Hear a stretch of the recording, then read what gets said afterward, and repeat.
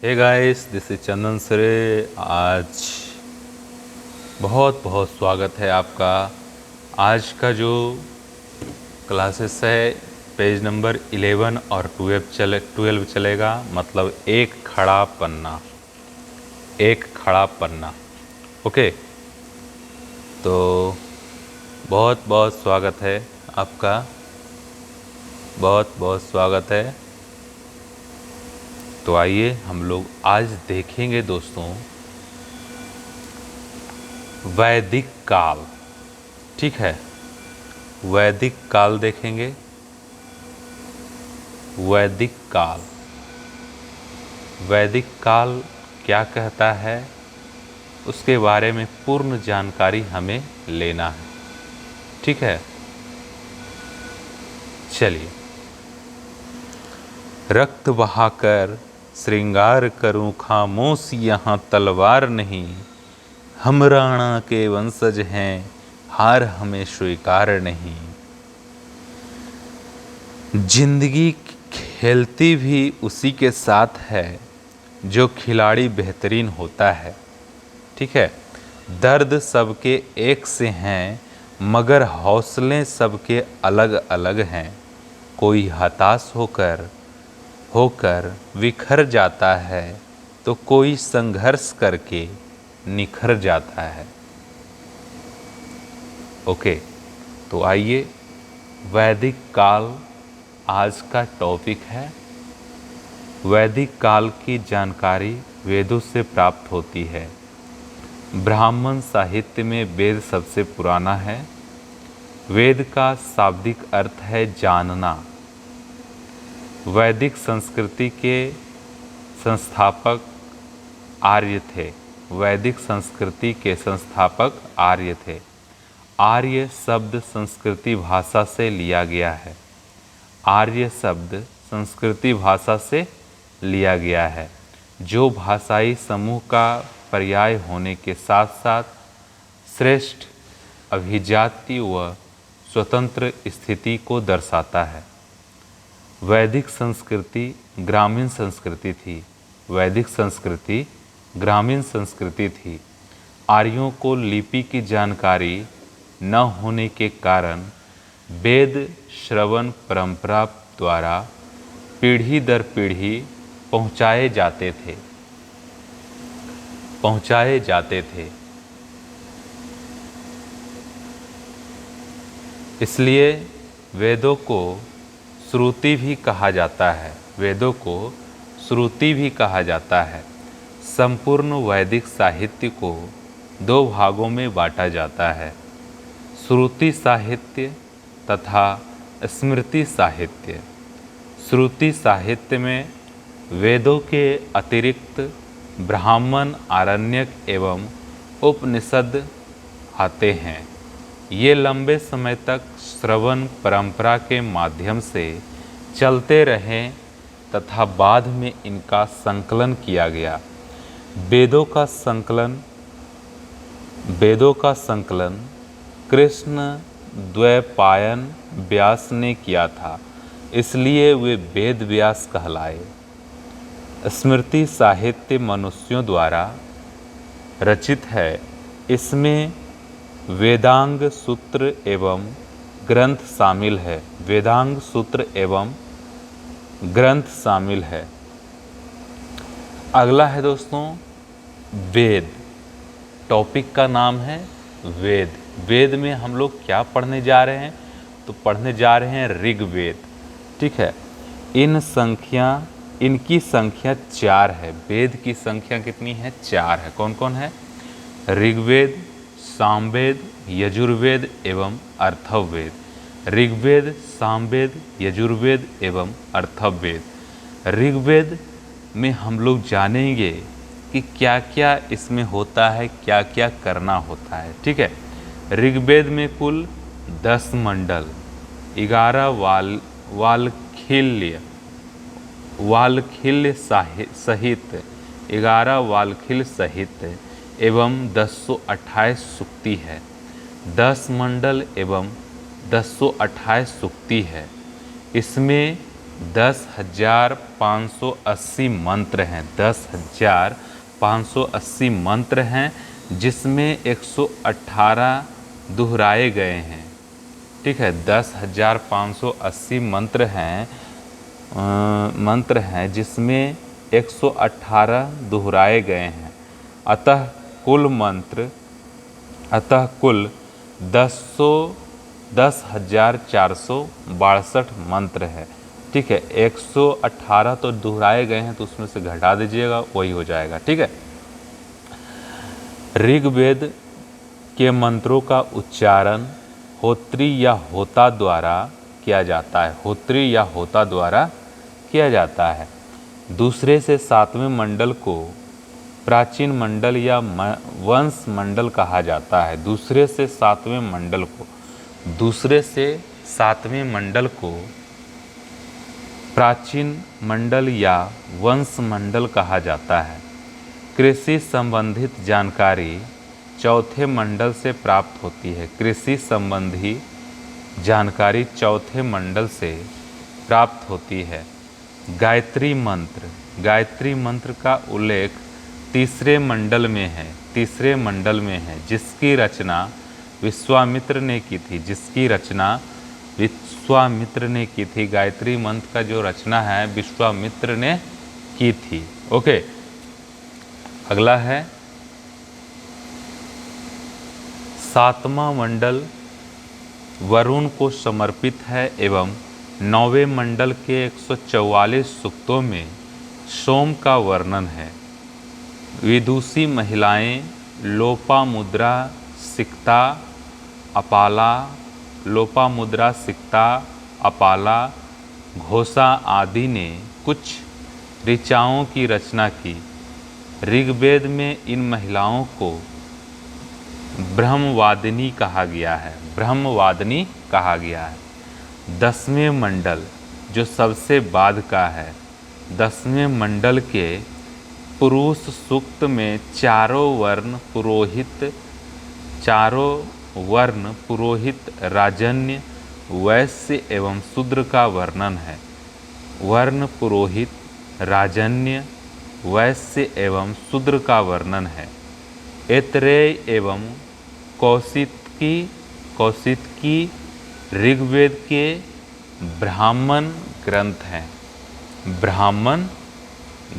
हैं। याद रखिएगा, ऐतरेय ब्राह्मण में जनपद एवं राजसूय यज्ञ का उल्लेख मिलता है। जनपद एवं राजसूय यज्ञ। ऋग्वेद में यमुना का उल्लेख 3 बार एवं गंगा का उल्लेख 1 बार किया गया है। यमुना का 2 और गंगा का 1 बार। इस वेद में सोमरस का वर्णन सर्वाधिक बार हुआ है। सोमरस तथा इंद्र को पुरंदर कहा गया है। इंद्र को क्या कहा गया है? पुरंदर, किला तोड़ने वाला। पुरंदर किसको बोलते हैं? किला तोड़ने वाला को बोलते हैं। आयुर्वेद ऋग्वेद का उपवेद है। ऋग्वेद में पुरुष देवताओं की प्रधानता है। इंद्र का वर्णन सबसे अधिक 250 बार किया गया है। 250 बार किया गया है एवं अग्नि का 200 बार किया गया। वेदों की कई शाखाएं हैं। साकल शाखा ऋग्वेद से जुड़ी एकमात्र जीवित शाखा है। ठीक है, अगला है सामवेद। सामवेद क्या कहता है? सामवेद गाई जाने वाली ऋचाओं का संकलन है, जिनके पुरोहित उद्गाता कहलाते थे। सामवेद से ही सर्वप्रथम 7 स्वरों की जानकारी प्राप्त होती है। इसलिए इसे भारतीय संगीत का जनक माना जाता है। गंधर्व गंधर्व वेद सामवेद का उपवेद है। गंधर्व वेद सामवेद का उपवेद है। सामवेद में कुल मंत्रों की संख्या 1549 है। 1549 है। इनमें से 75 मंत्रों के अतिरिक्त शेष ऋग्वेद से लिए गए हैं। 75 मंत्रों के अतिरिक्त और सबको जो लिया गया है ऋग्वेद से लिया गया है। ठीक है। पंचविश या तांडय सामवेद के ब्राह्मण ग्रंथ हैं। ठीक है। कौथुम रामायणीय तथा जैमिनीय अथवा तलवकार सान वेद की शाखाएं हैं। कौथुम रामायणीय तथा जैमिनीय अथवा तलवकार सान वेद की शाखाएं हैं। ठीक है। अगला है दोस्तों यजुर्वेद।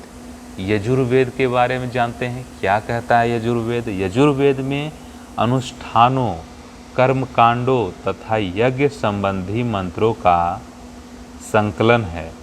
इसके पुरोहित को अधर्व्यु कहते थे। यह गद्य एवं पद दोनों में रचित हैं एवं इसके दो उपभाग है। कृष्ण यजुर्वेद गद्य हो गया और शुक्ल यजुर्वेद पद हो गया। गद्य पद कृष्ण का जो है, कृष्ण यजुर्वेद को गद्य बोलते हैं और शुक्ल यजुर्वेद को पद बोलते हैं। कृष्ण यजुर्वेद का ब्राह्मण ग्रंथ तैत्तिरीय ब्राह्मण एवं शुक्ल यजुर्वेद का ब्राह्मण ग्रंथ शतपथ ब्राह्मण है। कृष्ण यजुर्वेद का ब्राह्मण ग्रंथ तैत्तिरीय ब्राह्मण एवं शुक्ल यजुर्वेद का ब्राह्मण ग्रंथ शतपथ ब्राह्मण है। यजुर्वेद का उपवेद धनुर्वेद है। यजुर्वेद का उपवेद धनुर्वेद है। धनुर्वेद। ठीक है। अगला है शतपथ ब्राह्मण में कृषि एवं सिंचाई का उल्लेख मिलता है। शतपथ ब्राह्मण में कृषि एवं सिंचाई का उल्लेख मिलता है। अथर्ववेद चौथा एवं अंतिम वेद है। अथर्ववेद चौथा एवं अंतिम वेद है, जिसकी रचना अथर्वा ऋषि ने की थी। अथर्ववेद के मंत्र रोग नाशक, जादू टोना, विवाह गीत आदि से संबंधित है। अथर्ववेद के मंत्र रोग नाशक, जादू टोना, विवाह गीत आदि से संबंधित है। इसका उपवेद अर्थववेद है। ठीक है। इसका उपवेद अर्थववेद है। अर्थववेद का कोई आरण्यक ग्रंथ नहीं है। ठीक है। अर्थववेद का कोई आरण्यक ग्रंथ नहीं है। अथर्ववेद में ही गोत्र शब्द का उल्लेख सर्वप्रथम बार मिलता है। ठीक है। अथर्ववेद में ही गोत्र शब्द का उल्लेख सर्वप्रथम बार मिलता है। अथर्ववेद के पुरोहित को ब्राह्मण या ब्रह्मा कहते हैं। इसी वेद में सभा और समिति को प्रजापति की दो पुत्रियां कहा गया है। इसी वेद में सभा और समिति को प्रजापति की दो पुत्रियां कहा गया है। ठीक है। चांदी एवं गन्ने का सर्वप्रथम उल्लेख अथर्ववेद में ही मिलता है। चांदी एवं गन्ने का सर्वप्रथम उल्लेख अथर्ववेद में ही मिलता है। अथर्ववेद की शाखाएं शौनक एवं पैप्लाद है। अथर्ववेद की शाखाएं शौनक एवं पैप्लाद है। ठीक है। अब देखिए यहाँ पे एक आपको डायग्राम दिया गया है। ठीक है।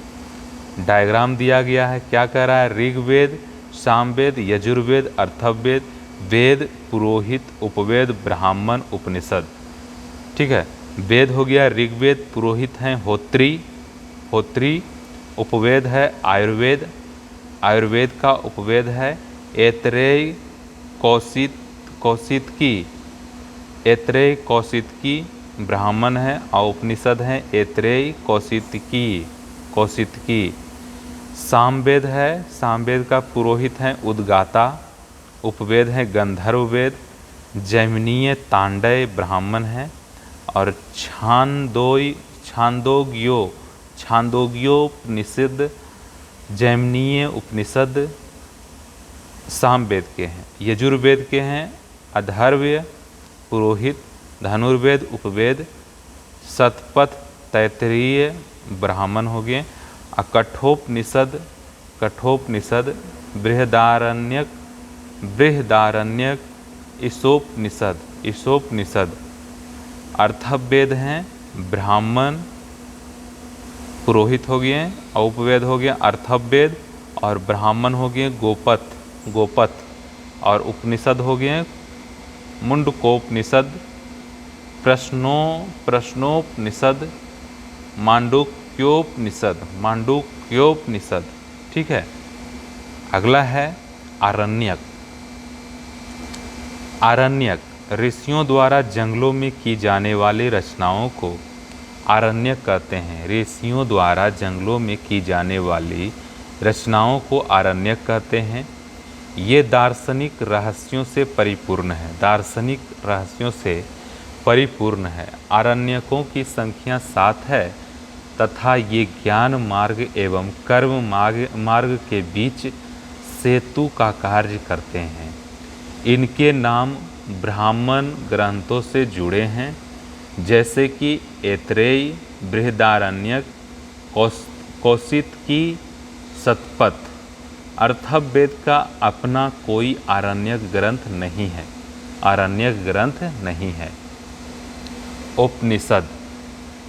उपनिषद के बारे में जान लेते हैं। क्या कह रहा है उपनिषद वेदों का अंतिम भाग है, इसलिए इन्हें वेदांत भी कहा जाता है और कहते हैं। उपनिषदों में हमें दार्शनिक चिंतन मिलते हैं।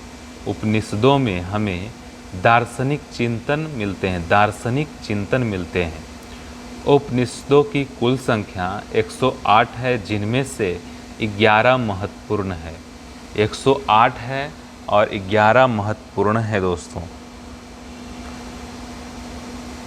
जब आँख में अरमान लिया, मंजिल को अपना मान लिया, मुश्किल क्या आसान क्या, जब ठान लिया तो ठान लिया। रक्त बहाकर सिंगार करूं, खामोश यहाँ तलवार नहीं, हम राणा के वंशज हैं, हार हमें कतई स्वीकार नहीं। मुंडकोपनिषद से सत्यमेव जयते शब्द लिया गया है। सत्यमेव जयते। ठीक है। ईशोपनिषद में गीता का निष्काम कर्म का पहला विवरण मिलता है। निष्काम कर्म का गीता का निष्काम कर्म। ठीक है। ईशोपनिषद से नचिकेता यम का संवाद कठोपनिषद में है। में है। बृहदारण्यक उपनिषद में अहम ब्रह्मसिम उल्लिखित है।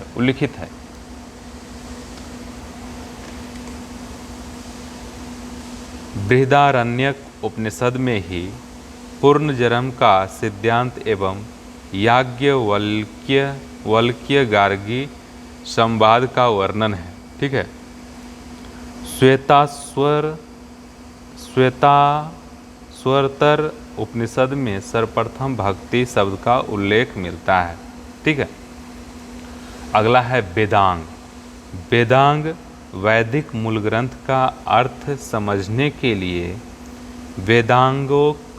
वेदांगों अर्थात वेद के अंगभूत शास्त्रों की रचना की गई। ये वेदांग हैं शिक्षा, कल्प, व्याकरण, निरुक्त, छंद और ज्योतिष। शिक्षा को बोलते हैं उच्चारण विधि, कल्प को बोलते हैं कर्मकांड और निरुक्त को बोलते हैं भाषा विज्ञान। ओके, अगला है स्मृति ग्रंथ। स्मृति ग्रंथ, अब देखिए स्मृति ग्रंथ के अंतर्गत स्मृति धर्मशास्त्र एवं पुराण आते हैं। स्मृति ग्रंथ के अंतर्गत स्मृति धर्मशास्त्र एवं पुराण आते हैं। ये हिंदू धर्म के कानूनी ग्रंथ भी कहे जाते हैं। ठीक है। मनु स्मृति, मनु स्मृति 200 ईसा पूर्व, मनु स्मृति 200 ईसा पूर्व, यह सबसे प्राचीन स्मृति ग्रंथ है। मेधातिथि गोविंदराज भरूची एवं कल्लुक भट्ट मनु स्मृति पर टीका लिखने वाले विद्वान हैं। ठीक है। याज्ञवल्क्य स्मृति, याज्ञवल्क्य स्मृति 100 ईसा पूर्व, इसके भाष्यकार हैं विज्ञानेश्वर अपरार्क, अपरार्क एवं विश्वरूप, अपरार्क एवं विश्वरूप। महाभारत यह व्यास की कृति है, महाभारत यह व्यास की कृति है जिसमें कुल 18 पर्व है। प्रारंभ में इसके केवल 8800 श्लोक हैं थे और इसका नाम जय संहिता था। बाद में यह बढ़कर 24,000 श्लोक हो गया और भारत नाम से प्रसिद्ध हो गया। अंततः इसमें 100,000 मतलब 1,00,000 श्लोक हो गए और यह सतसाहस्री या महाभारत कहलाने लगा। रामायण, इसकी रचना वाल्मीकि ने की थी। मूलतः इसमें 6,000 श्लोक थे जो बढ़कर 12,000 श्लोक हो गए और अंततः 24,000 श्लोक हो गए। ठीक है। तो दोस्तों हम लोगों ने स्मृति ग्रंथ तक पढ़ लिए हैं और अगला जो है पुराण अगले एपिसोड में पढ़ेंगे, अगले वीडियो में पढ़ेंगे दोस्तों। तब तक के लिए नमस्कार, जय हिंद दोस्तों। अच्छे से पढ़िएगा और ध्यानपूर्वक से। दरोगा का एग्ज़ाम आने वाला है, यूपीएससी का एग्ज़ाम आने वाला है, सभी एग्ज़ाम लगातार से आने वाला है आपके सेशन में। ओके, चलिए, धन्यवाद।